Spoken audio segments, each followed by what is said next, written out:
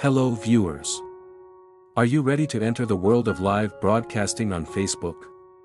Here we'll give you a great online space with many content creators and lots of interesting content that you can directly exchange. Whether you're following your favorite creators or discovering new content, get started. We, AnHome Tech Tips, will always bring you good tips about technology. Step 1. View on phone or tablet. Open the Facebook app on your Android, iPhone or iPad. Step 2. Tap the video icon, looks like a TV screen with a horizontal triangle. Step 3. Select the Live tab to watch live broadcasts, search for a specific video or explore available live videos. Finally, tap a video to start watching it full screen. Interact with emojis and join the conversation in the comments section, but you should note a little.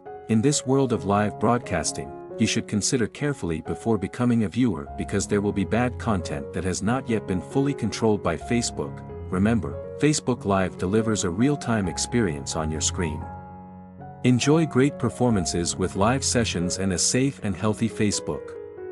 Thanks for watching and see you soon.